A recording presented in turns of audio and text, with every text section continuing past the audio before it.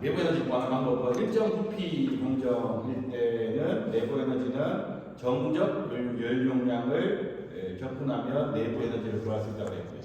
또한 내부 에너지 말고 엔탈피를 우리가 이렇게 정의할 수 있는데, 이렇게 정의하면 나중에 엔탈피 변화가 일정 압력 공정을 적용하고 나면 엔탈피 변화는 이렇게 계산할 수 있다라고 설명을 드렸습니다. 여기까지 정리해놓고, 그다음 두 가지 이 내부 에너지를 정적 연료량으로 계산하는 방법, 그 다음에 엔탈피 변화를 정압 연료량으로 계산하는 방법의 전제 조건은 이 CV 정적 연료량과 정압 연료량이 상수다, 온도에 따라서 변화하는 상수가 아닐 때는 이렇게 간단하게 접근할 수 있다고 했는데, 정적 연료량과 정압 연료량 CV하고 CP가 온도에 따라 상수가 아닐 수도 있다고 했죠. 그 이야기는 다시 한번 설명을 드릴 겁니다. 어쨌든 우리가 앞으로 열 변화를 중요시 여겨야 되는데, 대부분 열 변화에는 게 현열 변화와 잠열 변화가 있습니다. 현열 변화는 지금 우리가 생각하고 있는 것처럼 30도에 있는 물을 60도까지 동일한 상의 변화 없이, 동일한 물질을 상 변화 없이, 그리고 조성의 변화 없이, 화학 반응도 없이 그대로 30도의 물을 90도까지 올리는 데 필요한 열을 우리가 현열이라고 부르고, 그 열이 가해지면 당연히 물질의 온도만 올라가게 됩니다. 그래서 이 현열 효과를 이용해서 우리가 두 가지를 구할 수 있다고 했죠. 일정 부피 공정일 때는 무조건 내부 에너지는 CVDT로 계산하면 되고, 일정 압력 공정일 때는 엔탈피 변화는 CP∆T로 계산하면 된다라고 이야기했습니다. 근데 우리가 자세히 설명은 하지 않았지만, 예를 들면 전력학 시간에 배워야 되는 게 뭐냐면, 내부 에너지는 Q 플러스 W고, 아까 엔탈피 변화는 엔탈피를 U 플러스 PV로 정의했습니다. 그죠? 그러면 결국 엔탈피 변화는 델타 U 플러스 델타 PV가 됩니다. 맞죠? 그래서 일정 부피 공정일 때 델타 U는 T1에서 T2까지 CVDT가 되는데, 교수님 그러면 만약에 일정 부피 공정일 때 내부 에너지는 이렇게 구했어요. 엔탈피 변화는 교수님 어떻게 구해요? 예를 들면 T1에서 T2까지 CPDT는 일정 압력 공정에서만 적용할 수 있는 룰이기 때문에, 내가 만약에 현재 지금 일정 부피 공정이라면 내부 에너지는 이렇게 구할 수 있는데, 그때 발생한 엔탈피 변화는 어떻게 구합니까? 물어보면 우리가 하진 않겠지만 요거 그대로 정의하면 돼요. 엔탈피 변화는 델타 U 플러스 델타 PV인데, 내부 에너지 변화는 여기에서 구했죠? 집어넣으면 됩니다. 그 다음에 지금은 일정 부피 공정이기 때문에, 자, 델타 P 곱하기 V인데 일정 부피 공정이라면 부피가 변화가 없습니다. 따라서 델타 U는 VP가 나오고 델타 P만 곱해주면 되기 때문에, 일정 부피 공정에서 온도가 바뀌고 압력이 바뀌면, 온도 압력 감만하면 온도 변화에 따라서 내부 에너지 변화 구할 수 있고, 엔탈피 변화는 이 식이 아니라 이 식에서 얘 구해놨고, 부피 알고 압력 변화 알면 요 계산식으로 델타 H도 구할 수 있습니다. 이해되십니까? 반대로 이게 첫 번째 일정 부피 공정일 때고, 두 번째 만약에 일정 압력 공정일 때 델타 U랑 델타 H를 구하라 그러면, 얘는 모르겠어. 얘는 구할 수 있죠. 델타 H는 T1에서 T2까지 CPDT 하면 계산할 수 있습니다. 그럼 내부 에너지 변화는 델타 U는 어떻게 구합니까? 마찬가지로 얘 적용하면 돼요. 델타 H는 델타 U 플러스 델타 PV니까 델타 U는 델타 H 빼기 델타 P 곱하기 V가 됩니다. 델타 H 여기서 구해놨죠? 집어넣으면 되고, 그 다음에 이번에는 일정 압력 공정이기 때문에 얘 중에 델타 H는 PV가 바뀌어야 되는데 압력이 안 변하니까 압력은 앞으로 나올 수 있습니다. P 델타 V가 돼서 얘를 구했고 압력 알고 V2 빼기 V1 부피 변화만 알면 델타 U도 계산할 수 있습니다. 우리가 양분 시간에는 아마 여러분도 어렵게 하지 않으려고 방금 풀었던 문제처럼 일정 부피 공정인 경우는 내부 에너지 변화만 구하라. 혹은 일정 압력 공정일 경우에는 엔탈피 변화만 구하라. 라고 요 두 문제가 9.5랑 9.6이 나왔는데 만약 이 문제에서 일정 압력 공정인데 내부 에너지 변화까지 구하라 그러면 이렇게 계산하면 된다는 거예요. 아마 이렇게 계산하는 방법들을 연력학 시간에 계속 배울 겁니다. 일정 부피 공정일 때, 압력 공정일 때, 단열 공정일 때 여러 가지 방법에서 이거는 그때 가서 배우면 되니까 이 정도로만 이해를 하시면 좋을 것 같고요. 다만 이제 여러분들이 기억해야 될 것은 어떤 열이 가해졌을 때 개 내부의 물질이 온도만 올라가는지 중간에 온도 변화 사이에 상변화가 있는지도 살펴봐야 된다는 거예요. 상변화가 있을 때 항상 열이 필요합니다. 가장 쉬운 예로는 얼음이 액체가 되려면 가만히 놔둔다고 얼음이 액체가 되지 않죠. 왜 그래서 열을 가해줘야 되는 거예요. 개의 입장에서는 열을 받아야 액체가 되는 거고, 그죠? 내가 라면 물 끓입니다. 액체의 물을 가만 놔두면 처음에 열을 가스렌지 열을 가하면 물의 온도가 30도, 50도, 70도, 90도, 100도까지 올라가겠지만 그때까지는 천열로 열이 다 소비되는 거고 온도를 올리는데 가해진 열이 소비되는 거고 액체의 물이 100도가 되고 나면 그때부터 가해진 열은 뭐로 쓰이냐면 액체를 기체로 바꾸는데 상변화하는데 열이 사용되는데 그때 필요한 열을 우리가 어려운 말로 잠열이라고 이야기를 한다는 겁니다. 그래서 지난시 요그래프 설명을 드렸죠. 다시 한번 설명할까요? 영하 30도씨에 있는 얼음을 120도씨의 수증기로 바꾸는데 필요한 열 변화, 엔탈피 변화를 계산하라. 그러면 몇 가지 과정을 거쳐야 되냐면 첫 번째 마이너스 30도씨의 얼음을 어디까지? 0도씨 얼음까지 바꾸어야 되고 두 번째 0도씨 얼음을 0도씨 액체인 물로 바꿔야 되고 세 번째 0도씨 액체인 물을 100도씨 액체인 미안합니다. 아마 100도씨 액체까지 올리는데 열변화가 필요해야 돼요. 네 번째 100도씨에 있는 액체를 100도씨에 있는 기체로 바꾸는데 열이 필요하고 다섯 번째 100도씨의 기체를 120도씨의 기체로 바꾸는데 열이 필요합니다.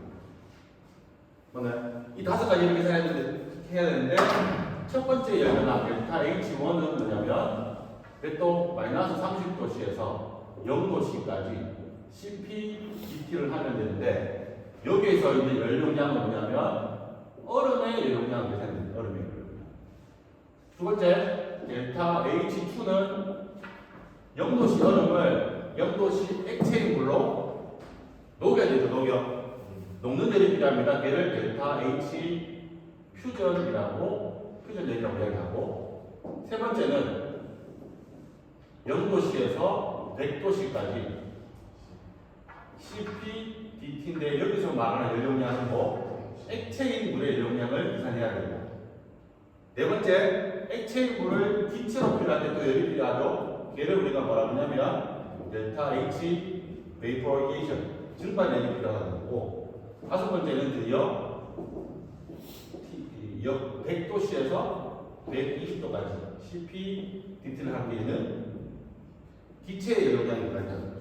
이 다섯 개를 다 더해야 실제 요 과정에 필요한 델타 H 변화가 다섯 개를 다 더해야 됩니다. 그죠? 그 다음 힌트 하나 더, 중요한 하나 더. 여기 보세요. 요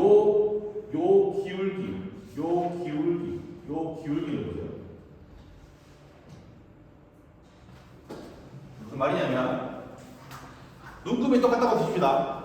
같은 10도를 올리는데 영하 30도에서 영하 20도 얼음을 10도씩 올리는데 필요한 열하고 액체를 10도씩 올리는데 필요한 열하고 기체를 10도씩 올리는데 필요한 열하고 같을까요? 다를까요?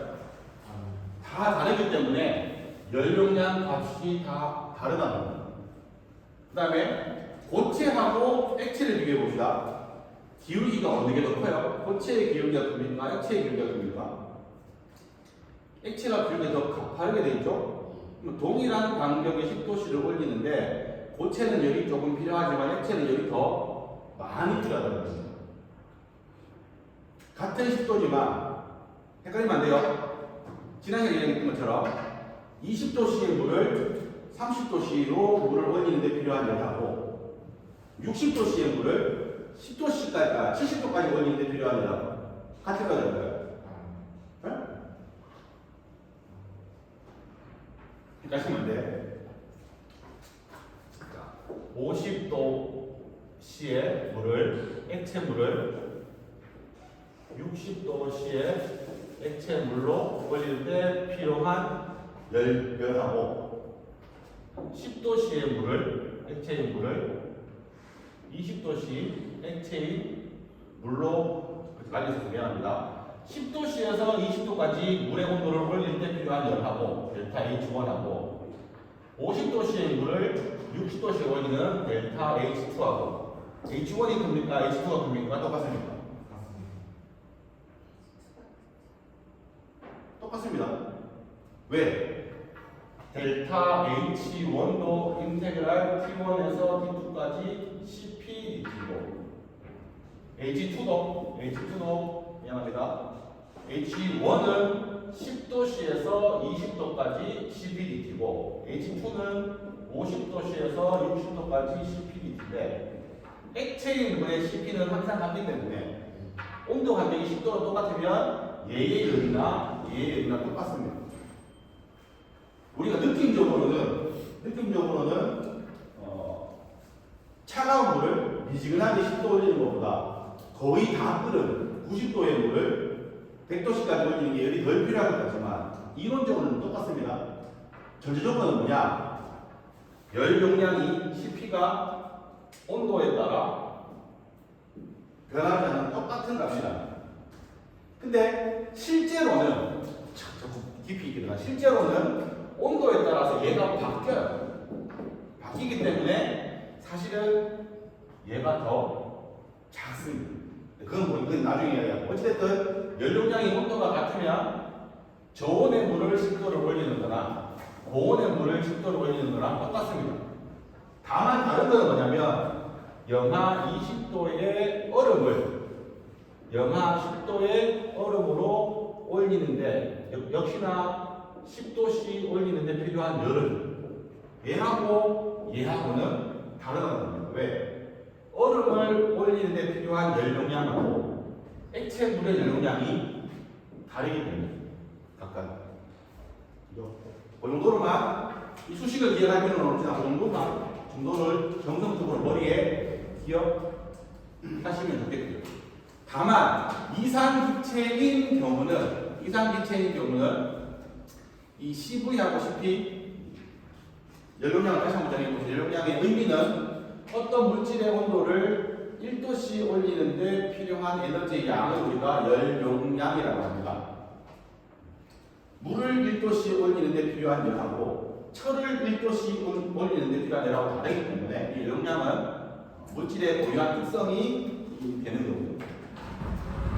그리고 지금까지 우리가 이 정적 열용량 CV나 정압 열용량 CP가 온도에 따라 변하지 않는 상수라고 말씀을 드렸는데 만약에 이 정적 열용량 CV랑 CP를 이상기체라고 가정하면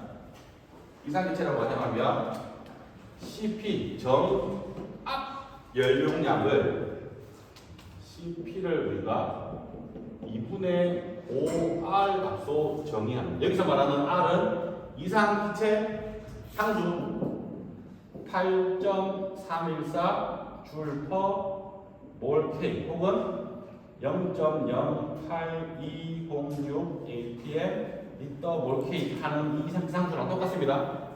그래서 잘 모르겠다. CV 값도 모르겠다. CP 값도 모르겠다. 근데 그 기체를 이상기체라고 이야기하더라 하면 CP를 2분의 5R의 값을 집어넣어서 써도 됩니다. 그게 왜 이렇게 나오는지 아마 연력학 시간에 식을 유도도 할 거예요. 연력학 개념을 배우고 보면 얘가 이렇게 나오니까 그때 활용을 하시면 되고, 그 다음에 여기 넣는데 요거는 어려운 내용이네. 이거는 보지 마세요. 이거는 원자가 단원자인지 다원자인지 뭐 복잡한데 이거의 중에 제일 요거만 하는데 통상적으로 CP는 2분의 5R로 정의하고, 또 웃긴 거는 CP랑 CV랑 빼면 R입니다. 다시 CV에다가 R을 더하면 CP가 됩니다. 그래서 CV는 2분의 3R로 정의할 수 있습니다. 두 개 빼면 R이 되죠. 이걸 왜 가르쳐 주냐면 혹시나 여러분들이 나중에 화학 관련, 화공 관련, 연력학 관련 자격증 시험을 쳐보면 이게 자주 문제로 등장합니다. CP와 CV의 상관관계를 몰라라. 그러면 이 정도는 외워놓으시면 나중에 써먹을 수 있기 때문에 제가 한번 말씀을 드립니다.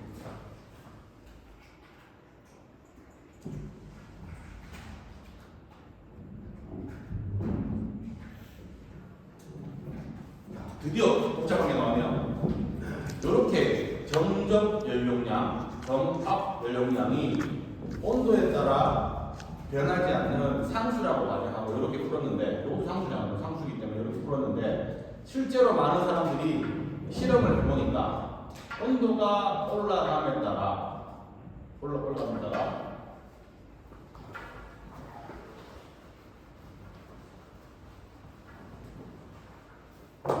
우리의 가정이 맞다면 X축이 온도, Y축을 CP라고 연료량이라 가정했다면, 우리의 가정이 맞다면 이 연료량은 온도에 따라 변함이 없어야 됩니다.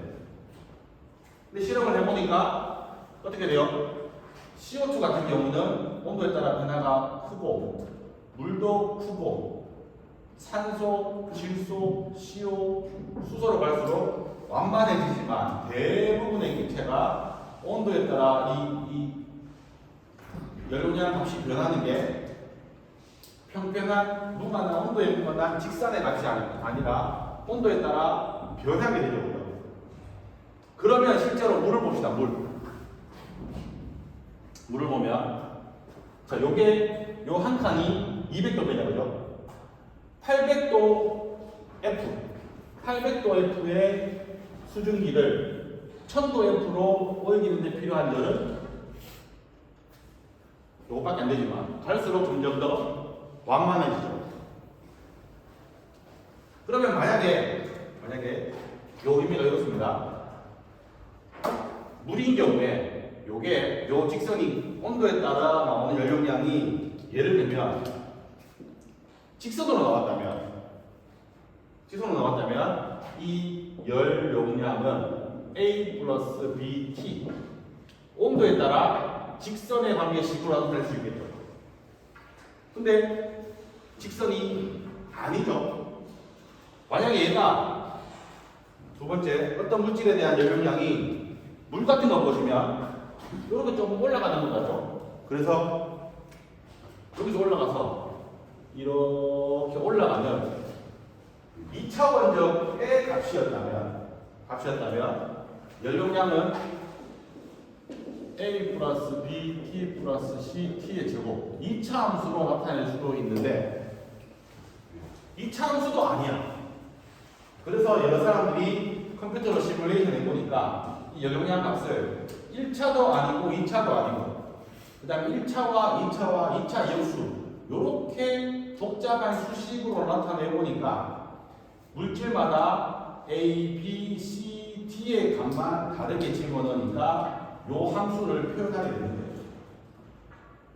그래서 물질마다 연료량을 나타내는 식은 일반적인 식은 요 식을 쓰고 예를 들어서 CO2에 대해서 연료량식을 구하라 그러면 부록 테이블을 찾아보면 그 CO2에 대해서 A 값이 얼마인지, B 값이 얼마인지, C 값이 얼마인지, D 값이 얼마인지 나올 거예요. 이 책이 있는 겁니다.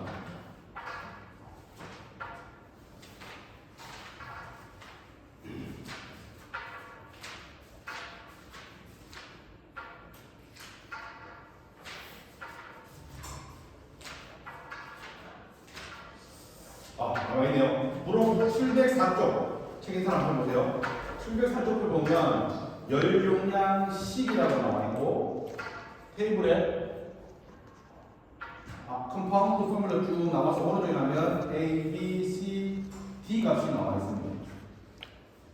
그 값을 예를 들어 내가 이산화탄소 같으면 카본 다이옥사이드인가 저 704쪽 아래쪽 중간쯤 보면 CO2 나와 있고 A 값이 36.11, B 값이 4.233, C 값이 마이너스 2.887, D 값이 7.464가 나오기 때문에 그 값을 찾아서 여기 집어넣으면 걔가 이산화탄소의 열용량식이 되는 거예요. 이해되십니까? 대신에 여러분들이 앞으로 이 열용량식을 테이블을 볼 때 조심해야 될 게 뭐냐면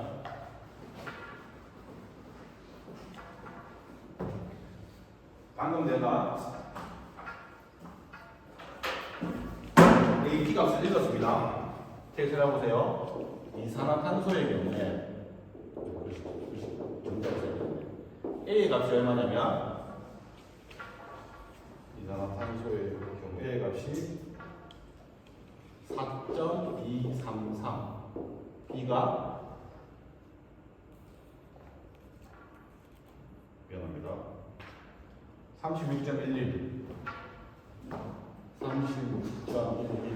4.233 C 값이 마이너스 2.887 D 값이 7.464라고 되어 있는데 여기 조심한 거 위에 표를 잘 보세요. 제일 위에 보면 36.11은 A 값이 맞아요. B는 뭐라고 적혀있냐면 정확하게 뭐라고 적혀있냐면 B 곱하기 10의 제곱을 한 게 4.233이라고 되어 있고 C 곱하기 10의 5승을 한 게 마이너스 2.888이고 D 곱하기 10의 9승을 한 게 7.644로 나와 있습니다. 그러면 A는 내가 나왔지만 실제 B 값은 얼마예요? B하고 B에다가 100을 곱한 게 4.233이기 때문에 실제 B 값은 4.233 곱하기 10에 마이너스 2승을 해야 B 값이 나오는 거예요. 그죠? C도 마찬가지로 C에다가 10의 5승을 곱한 게 마이너스 2.887이기 때문에 실제 C 값은 마이너스 2.887 곱하기 10에 마이너스 5승을 해야 돼요. D 역시도 7.464에다가 10의 마이너스 9승을 곱한 요 값을 CP 나누기 R이 A 플러스 BT CT의 제곱 DT의 마이너스 2승 여기에 A, B, C, D 값을 요거를 넣는 게 아니라 요 값을 집어넣어야 된다는 겁니다. 요게 비단 연료량뿐만 아니라 여러 가지 연료량 변수를 도표에서 찾을 때 도표에서 이렇게 작은 값들을 집어넣으면 보기 싫기 때문에 보기 좋게 하려고 얘를 곱해서 이렇게 만들어 보는 경우가 많아요. 그래서 테이블에 나오는 숫자들을 잘 보고 읽어야 됩니다. 그렇게 해서 예를 들면 그 다음 장에 보시면 이산화탄소 방금 내가 말한 딴맛이나 이산화탄소에 대해서 연료량식을 A, B, C, D를 구했습니다. CO2 봤는데 실제로 보게 아닌가? 풀포 뭐 이렇게 줄퍼 로직인데 얘는 숫자가 이런 단계 나오네. 아무튼 시옷 부분 맞죠? 하원과 이거죠. 36.1, 4.2. 어찌됐든 얘는 딴 테이블을 찾아본 것 같은데 또 중요한 거 하나 더는 방금 704쪽의 테이블에 보면 A, B, C, D 값을 나와 있고 어디있지? 제일 오른쪽에 보면 템퍼러처 레인지가 나와 있어요. 얘도 이 CO2 연료용 식은 이렇게 쓰면 되는데 이 식을 적용할 수 있는 온도 범위가 0K에서 1500K까지 적용할 수 있다고 나와 있죠. 그러면 예를 들어서 내가 500K일 때 연료량을 구하라. 그러면 이 온도에다가 500K만 넣어주면 돼요.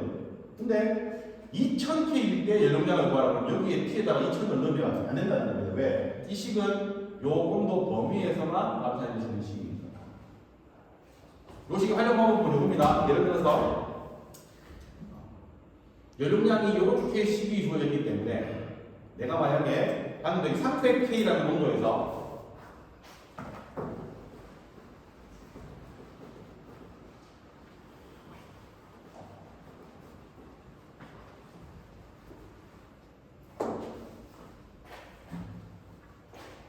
온도가 300K일 때 연료량을 구하라 그러면 조식에다가 CP는 2.675 곱하기 40 영합니다. 2.675 곱하기 10의 4승 곱하기 42.77 곱하기 T 마이너스 1.425 곱하기 10의 마이너스 2승 T의 제곱. 단위가 뭐냐면 줄 퍼 킬로몰 K거든요. CP가 이렇게 주어졌고 이 문제하고 상관없어요. 온도가 300K일 때 연료량을 구하라 그러면 여기 온도 대신에 300K만 집어넣으면 답이 내가 원하는 300 집으니까 줄 퍼 킬로몰당 연료량 줄 계산이 되는 겁니다. 그렇게 집어넣으면 돼요. 1000K일 때 그럼 1000 집어넣으면 돼요. 그죠? 근데 만약에 저게 중요한 게 아니라 아까처럼 해봅시다. 이 CO2를 300K에서 600K까지 온도를 올리려고 합니다. 언제? 일정한 압력에서. 그때 이때 필요한 델타 H를 구하라 그러면 앞에서 봤던 것처럼 델타 H는 어떻게 보여요? T1에서 T2까지 CP, DT 하면 되죠. 근데 아까는 이 CP가 온도에 따라서 변하지 않는 상수이기 때문에 그때는 단순히 그냥 CP가 밖에 나오고 T1 빼기 T2만 해서 계산하면 되는데 지금은 얘가 온도에 따라 변하기 때문에 얘가 변하기 때문에 밖으로 못 나와요. 그렇게 어떻게 돼? T1에서 T2까지 CP 대신에 얘를 그대로 적어야 돼요. 2.675 곱하기 10의 5승 가성 42.77 곱하기 t 빼기 1.425 곱하기 10의 마이너스 2의 t의 제곱 적고 dt를 적으면 얘가 드디어 온도에 대한 2차 함수가 들어가기 때문에 얘를 온도에 대해서 적분을 직접 해야 됩니다. 적분을 해서 T1, T2 값을 집어넣고 빼면 되는 거예요. 그러면 혹시나 한번 해볼까요? 2.675 곱하기 10의 4승은 상수이기 때문에 적분하면 T가 붙고 42.77에 T를 적분하면 2분의 T 제곱이 돼요. 빼기 1.425 곱하기 10의 마이너스 2승은 T의 제곱을 적분하면 3분의 T의 3승이 되죠? 여기에 T1, T2 값을 600K일 때랑 300K일 때를 집어넣어서 계산을 빼면 엔탈피 변화를 하시게 됩니다. 그래서 연료량을 계산할 때 머릿속에 집어넣어야 될 거는 이 연료량이 주어진 조건에서 일정한 온도에 따라 일정한 값인지 아닌지 일정한 값이라면 그냥 접근하면 되고 일정한 값이 아니라고 해서 온도에 대한 함수가 지워지면 얘를 적분한 후에 각각의 온도를 집어내는. 사실 9.7 이 문제는 우리 이 화학 양로 원이 할 때 정확하게 일정해서 했던 겁니다.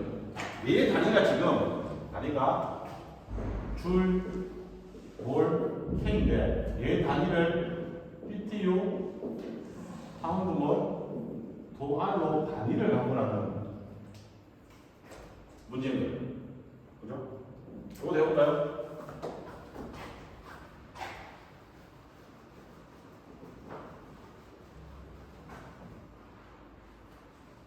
제가 시도했나? 자, CP가 지금 2.675 곱하기 10의 4수 42.77T 1.425 10의 마이너스 2의 T의 제곱이지만 어찌됐든 하나, 둘, 세 항이 더하기이기 때문에 각각의 항이 전부가 단위가 줄, 몰, K입니다. 얘를 이 단위로 바꿔봅시다. 방향상 하면 되죠. 454몰을 1 파운드몰이 한산인자고 K는 델타 도 K랑 델타 도 R이랑은 같지 않죠? 어딘가 1.8을 곱해야 되는데 어디 곱해야 되죠? 생각하면 돼요. 작은 데다 1.8을 곱하면 돼. 맞나요? 얘는 0도씨, 100도씨, 273K, 373K는 100등분해서 한 개가 델타 도 C이고 도 K입니다. 근데 얘는 32도 F 맞나? 그 다음에 212도 F를 180등분 한 개 델타도 F고 델타도 R이죠.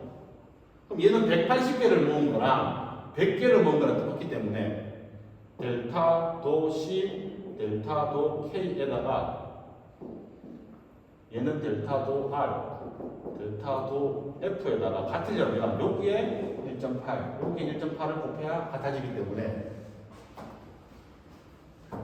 델타도 K하고 1.8 델타도 R을 해야 같아지는 거고 줄하고 BTU는 뭐라 그랬죠? 뭐 잘 모르겠다. 4.2줄은 1칼로리고 252칼로리 1BTU라고 했기 때문에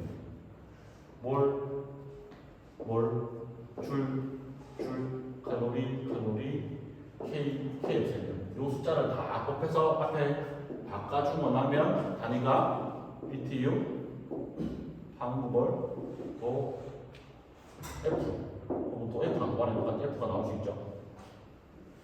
맞나요? 이렇게만 하면 끝이 아닙니다. 우리 1학기 못 풀었지만 현재 여기에 T에는 뭘 넣는 걸로 돼 있죠? K가 들어가 있습니다. K. 이 K를 뭘로? 도 F로 바꾸는, 값을 바꾸는 얘도 바꿔줘야 돼요. 얘도. 그죠? 어떻게 하면 되죠?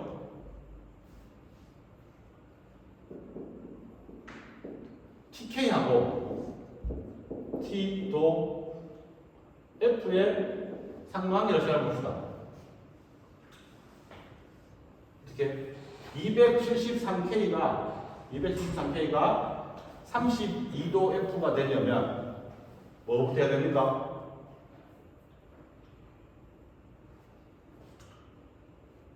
헷갈리죠? 저도 막 헷갈리는데.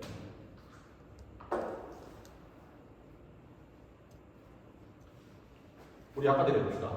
델타 T도 R하고 T도 K인 것이고. 내가 헷갈리노.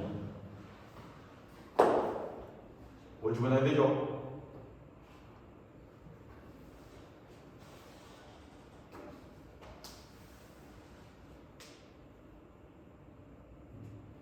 32. 뭐에서 뭐로 넘어가야 될지 밖에 왜 내가 왜 헷갈리죠? 지금 도 K가 가니까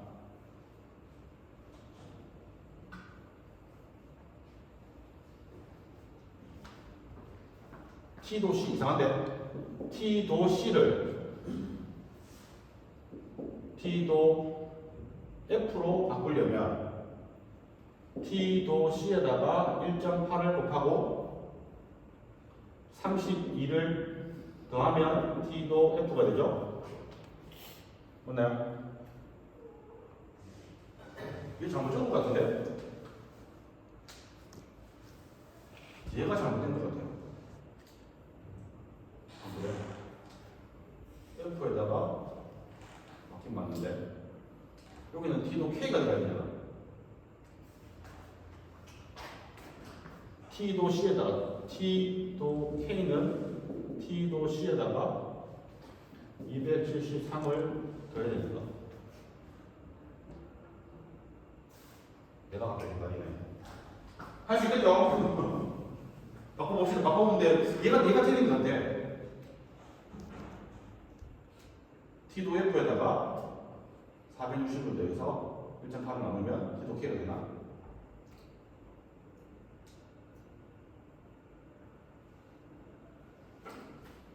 이라고 생각없이 처음부터 해봅시다.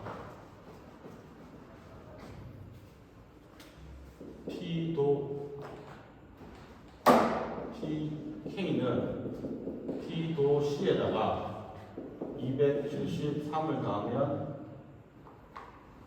173을 더할 필요가 있나? 그냥 다시 볼게요. T도 C에다가 1.8을 곱하고 32를 더하면 T도 F가 됩니다. 그죠? 우린 T도 K가 필요하니까 T도 C는 T도 K에다가 얼마? 빼기 273을 하면 1.8, 32, T도 F가 되죠? 네, 넘어가 봅시다. T도 K 빼기 273 곱하기 1.8은 T도 F 빼기 32가 되고 T도 K 빼기 273은 1.8분의 T도 F 빼기 32가 되고 T도 K는 T도 F 빼기 32에 1.8을 나누고 273을 나오면 되죠. 근데 값이 이상한 것 같은데? T도 K 대신에 얘를 여기에 집어넣고 여기에 집어넣으면 식이 바뀌게 될 겁니다. 왜 갑자기 이 나는 왜 생소하게 느껴지지?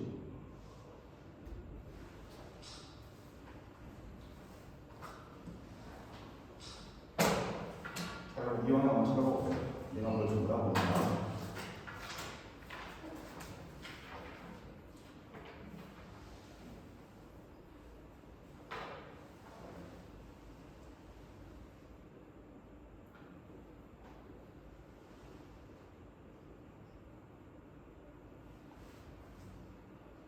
맞는 것 같은데?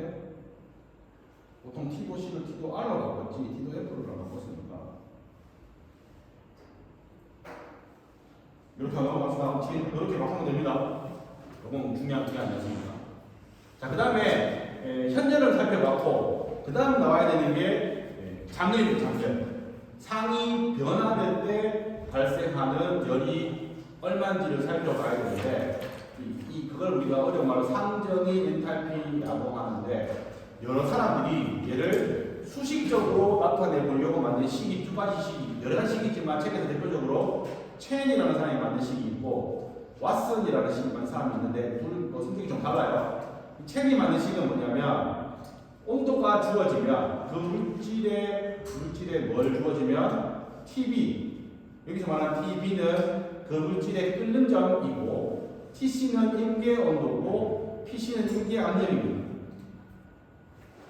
어떤 물질의 증발 엔탈피를 구하려면 뭘 알면 되냐면 임계 온도, 임계 압력과 그 물질의 끓는 점만 알고 식에 집어넣으면 그때 나오는 값이 그 물질이 증발할 때 발생하는 열, 액체에서 기체로 올라갈 때 발생하는 열을 요 식으로 구할 수 있다라고 만든 게 체인이라는 식이에요. 자, 그때는 예를 들면 우리 지금은 따지면 1기압이니까 100도씨에서 증발될 때의 증발열을 이야기를 하는 거고, 밑에 왓슨이라는 사람이 만든 식은 뭐냐면, 자, 증발열이라는 게 꼭 100도씨에만 증발되는 거 아니죠. 40도에서 물이 기체로 증발될 수 있습니다. 그래서 요 식은 뭐냐면 어떠한 물질이 특정한 온도 T1이라는 온도에서 증발열을 알면 T2 다른 온도에서의 증발열을 구할 수 있다라고 만들어낸 식이 요 식입니다. 예를 들면 100도씨에서 증발열을 우리가 알면 이 물질이 100도씨가 아니라 80도씨에서의 증발열도 구할 수 있다는 게 요 식인데, 그거는 뭐랑 상관이냐면 TR, TR1, TR2. TR이 환상 온도죠. 물질이 같으면 임계 온도는 똑같지만 현재 온도가 T1, T2로 바뀌게 되면 TR1, TR2로 바뀌게 되니까 HV1만 알면 T1에서의 온도를 알고 그때의 증발자면을 알면 얘를 환산해서 또 다른 온도일 때의 증발자면을 구할 수 있다라는 식이 되는 겁니다. 이런 식이 있다는 사실을 알면 되고, 대신에 다시 책을 볼까요? 부록 또 F입니다. 부록 F에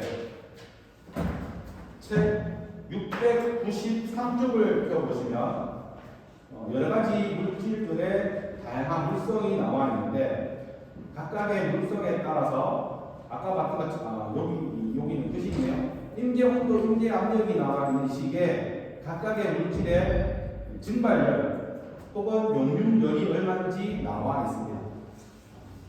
자, 그 다음 문제를 보면 내가 뭐가 나와 있죠? 아세톤이 나왔어요. 아세톤을 이렇게 찾아볼게요. 책 693쪽에 아세톤이 위에서 하나, 둘, 세 번째 아세톤 C3H6 제로 분자량이 58 쭉 가서 H 데이코리네이션 델타 HV가 얼마가 되냐면 30.2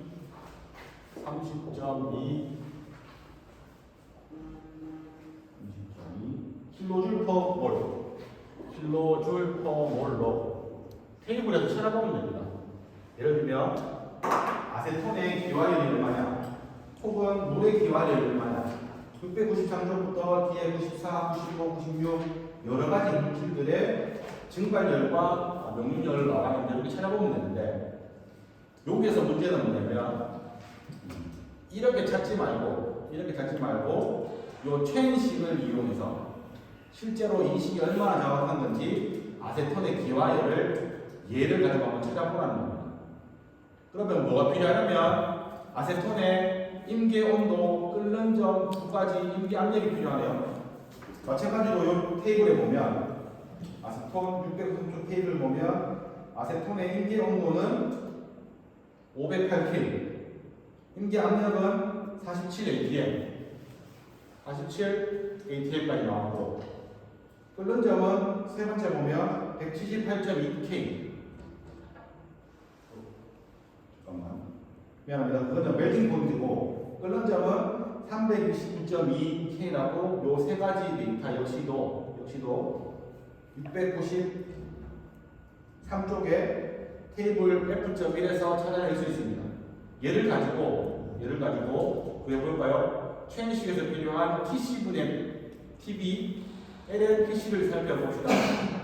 TC 임계온도가 508, 끓는 점이 329.2니까 계산하면 648이 나오고, 임계 압력이 407 ATM이니까 LL 47하면 3.85가 나와서 이 값을 여기에 그대로 집어넣으면 됩니다.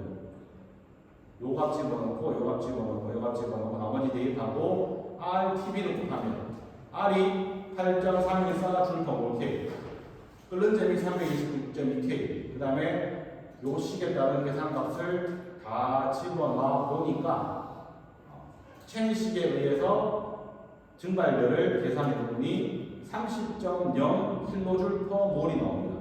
요 값이랑 부록표에 나와 있는 32.2kJ이 거의 같기 때문에 이 체인식을 써도 상관없다라고 하는 게 이 책의 핵심이고, 요 식을 써도 되고 부록에 나와 있는 각각의 물질의 증발열을 계산하면 되는 겁니다.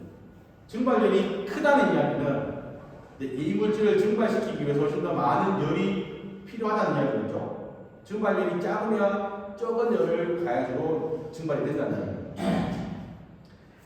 그 다음에 수증기표는 우리 앞에 안 배워서 넘어가고 여기서 미안합니다. 엔탈피 구하기한 표 테이블 F.1에 보면 여기 아세톤 여기 있습니다.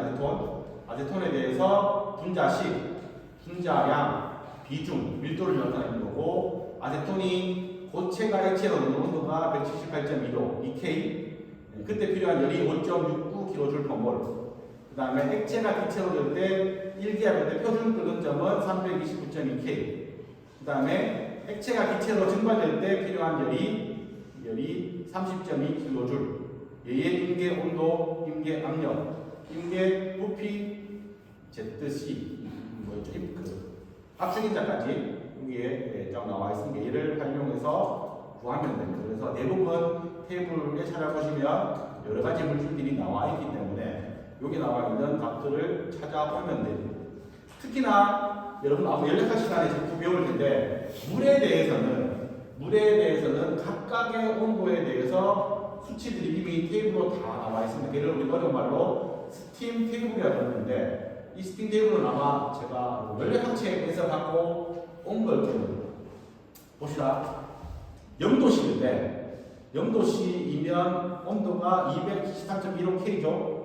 이때 압력이 0.611kPa이게 되면 이때 역시나 액체와 기체가 평형을 이루고 있는데 그 포화 액체의 비부피가 1이라는 이야기고, 그거와 평행에 있는 포화 기체의 부피가 206.3이라는 이야기입니다. 그때 내부 에너지, 포화 액체의 내부 에너지는 요거, 포화 기체의 내부 에너지는 요거. 그때 포화 액체의 엔탈피는 요가, 포화 기체의 엔탈피는 요가. 그때 포화 액체의 엔트로피는 요가, 포화 기체의 엔트로피는 요가. 으로 테이블이 나와 있고 온도에 따라서 쫙 바뀌어 있습니다. 그러면 이걸로 우리가 뭘 구할 수 있냐면, 예를 들어 보겠습니다. 0도씨에서 액체와 기체가 평형이 되어 있는데 온도가 20도로 올라갔는데 역시나 액체와 기체가 평형이 되어 있어요. 그 과정 중에 일어난 내부 에너지 변화량, 엔탈피 변화량을 구하라고 하면 내부 에너지 변화량은 U2 빼기 U1이니까 실제로 우리가 뭐라 그랬냐면 지난 시간에 내부 에너지의 절대값은 알 수 없다라고 이야기했지만 물은 워낙 단순한 물질이기 때문에 물에 대해서는 이 특정한 상태의 내부 에너지, 엔탈피, 엔트로피를 다 만들어놨기 때문에 내가 원하는 온도에서의 각각의 엔탈피, 엔트로피를 찾아서 두 값의 차이를 읽으면 되는 거예요. 근데 이거는 물에서만 나와 있어요. 다른 물질에 대해서는 없기 때문에 우리가 앞으로 이 U1, U2를 테이블을 통해서 찾기는 쉽지는 않을 겁니다. 물의 경우는 스팀 테이블을 이용해서 찾으면 됩니다. 그렇지만 대부분의 경우는 이 정도까지는 아니기 때문에 여기서 나와 있는 것처럼 증발열, 녹음열만 찾아보면 됩니다. 도표에 한계가 있기 때문에 또 뭐가 있냐면 엔탈피를 구하기 위한 그래프가 나와 있습니다. 그래프. 자, 요건 어려우니까 주로서는 요걸 봅시다. 이 그래프가 나와 있지만 엔탈피 그래프는 앞에 우리 봤던 다른 그래프처럼 여러 가지 물질을 사용할 수 있는 게 아니라 딱 정해진 물질. 요 그래프는 노말 부탄에 대한 압력에 따른 엔탈피 그래프입니다.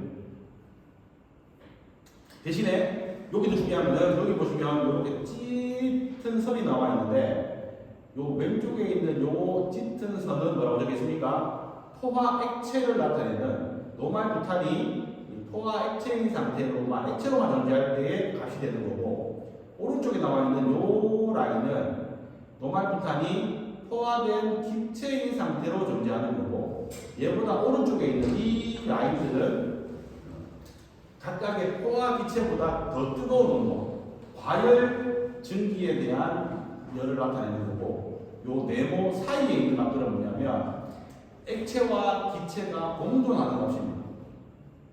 여기 보세요. x가 여기 0.9라고 되어 있죠. 요 라인은 x가 1, 기체가 100%, 요 라인은 기체가 90, 액체가 10, 기체가 80, 액체가 20 쭉 가서 0.1이 되면 기체가 10, 액체가 90, 끝까지 가면 액체가 90을 나타내는 거기 때문에 각각의 부탄이 액체로만 있는지 기체로만 있는지 섞여 있는지 상태에 따라서 한 점을 찍으면 그 점에서 그 압력일 때의 엔탈피를 구할 수 있다는 겁니다.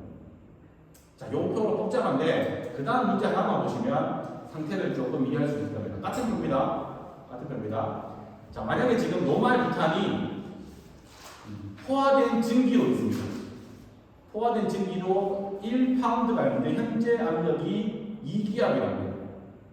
이 2기압에서 압력을 20기압으로 옮기게 되면 그때 내부 에너지 변화, 엔탈피 변화, 온도 변화를 구해보라는 이 표를 이용해서. 자, 그럼 뭐부터 해야 되냐면 현재 상태를 찾아봅시다. 현재 나에게 주어진 조건은 뭐냐면 포화 증기라고 했어요. 부탄이 액체랑 평행에 있는 게 아니라 지 스스로 혼자 포화로 되어 있습니다. 그러면 제일 오른쪽에 있는 요 라인이 포화 증기 라인인데 온도가 지금 압력이 2기압이라고 했죠. 압력이 X축에 있습니다. 2기압인 걸 찾으면 2기압에서 쭉 와서 만나는 요점 A점이 현재 상태를 나타내는 건데, 요 A점에서의 엔탈피를 읽으면 요 밑에 값, 요 값이 될 거고, 그 다음 뭐였죠? 온도는 요 점을 지나는, 잘 안 보이네요. 여기 온도가 180, 160, 140, 120, 180, 60으로 가니까 220, 200, 180이니까 180도 비슷한 한 방의 온도가 있을 거고, 요게 부피입니다.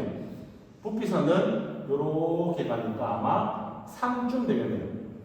그래서 내가 A점에 대해서 값을 읽으면, 어느 게 A점이지? A점에 값을 읽으면 엔탈피는 밑으로 와서 180 근처, 정확하게 얘가 파운드당 179라고 읽었네요. 부피는 요 선이 가서 만나는 점이니까 A점의 부피는 3, 파운드당 3피트 3승이라고 부피를 읽었고, 온도는 아까 얘기했죠?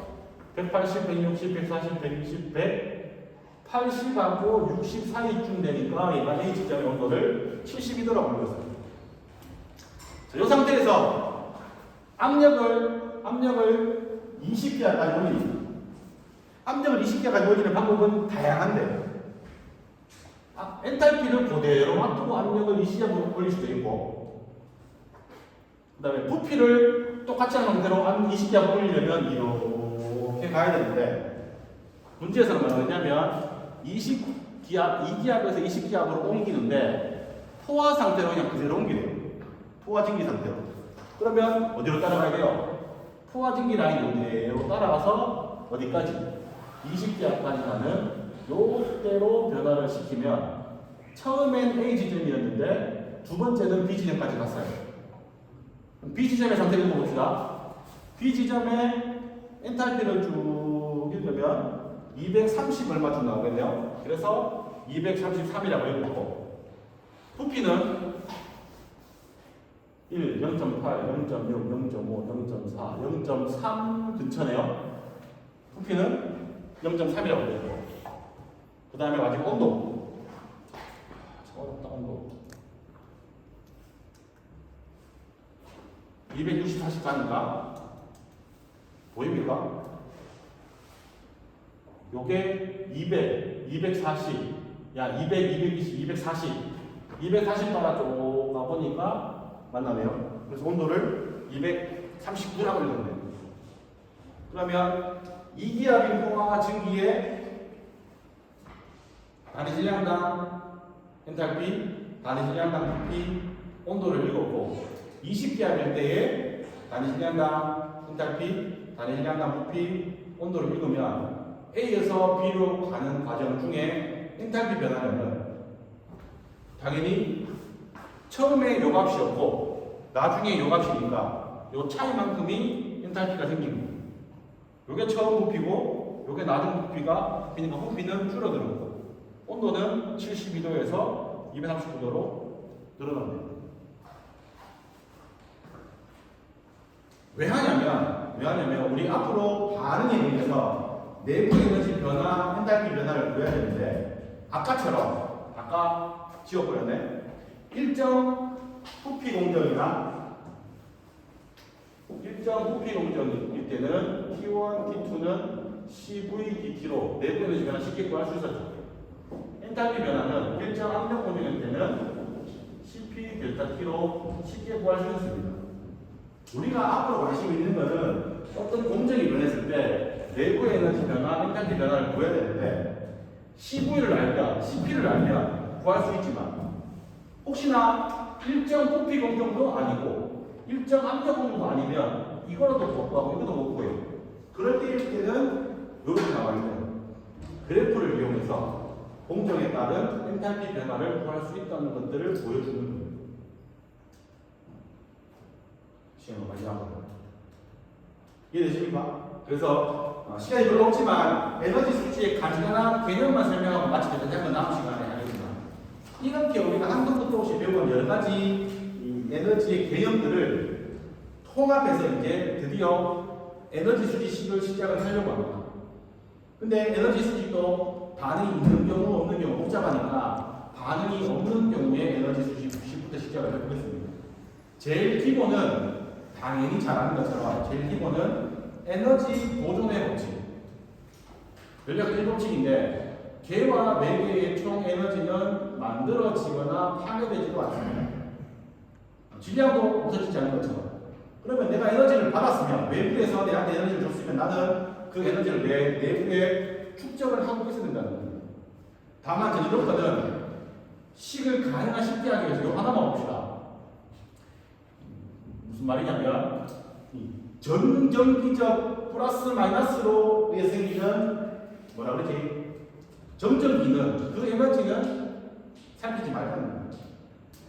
물체가 들어갔는데 플러스 마이너스 때문에 점정기가 생긴다. 이것까지 하기에는 복잡하니까 하전되지 않는다는 거예요. 서로 만나더라도 서로 크게 달라서 플러스 마이너스 땡기는 것 없이 하전되지 않는 표면 효과가 없는 깨끗한 글기를 다루는 거고 요게 중요합니다.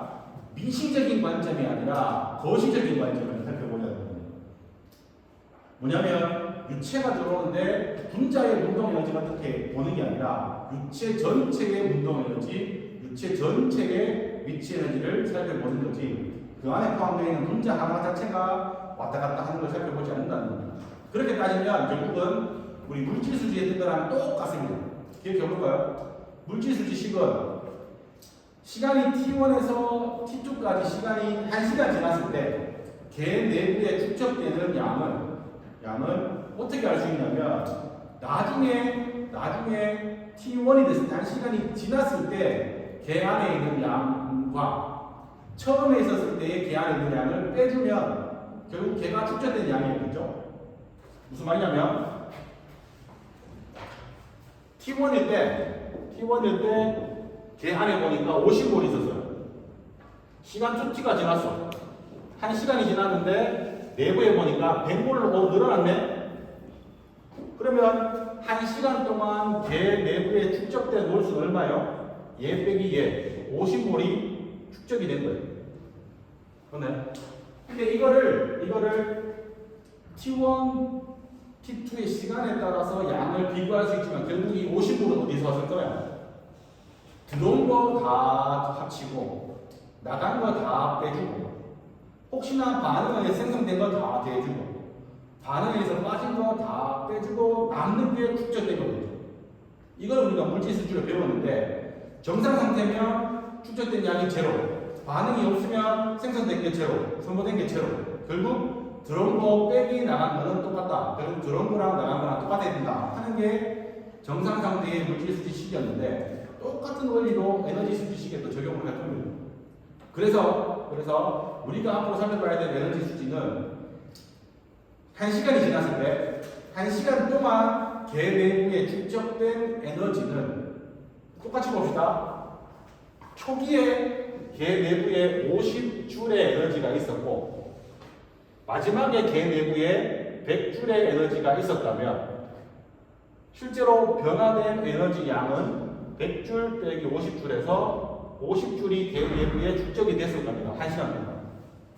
근데 그 에너지가 어디서 왔냐면 1시간 동안 개로 들어온 에너지를 다 합쳐주고 1시간 동안 개에서 나간 에너지를 다 빼주고 역시나 반응을 하게 되면 반응열이 생깁니다. 반응이 새로운 물질로 생기지만 발별 반응이면 반응열이 생기고 흡열 반응이면 반응이 소비되기도 합니다. 그 생성되거나 소비된 걸 다 빼주면 걔가 축적된 양이 된다는 겁니다. 그래서 이거만 봅시다. 따라서 아주 쉬운 경우는 이겁니다. 무슨 말이냐면 얘를 통틀어서 자 봅시다.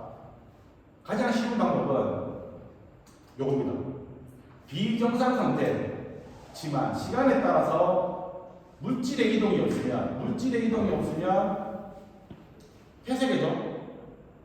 물질의 이동이 없으면 뭐가 없어지냐면 물질이 들어올 때 갖고 들어오는 에너지에 들어오는 게 없어요. 물질이 나가는 게 없으면 물질이 나갈 때 갖고 나가는 에너지 그런 게 없어요. 그러면 얘도 제로, 얘도 제로예요. 그죠? 물질이 들어오고 나가는 게 없으니까 반응해서 생기는 물질도 열도 없을 거예요. 결국 핵심은 우리 이미 아는 거예요. 전체 내부 에너지는 열이 들어온 거, 일이 들어온 것만 내부 에너지 증가량으로 합치면 되는 거예요.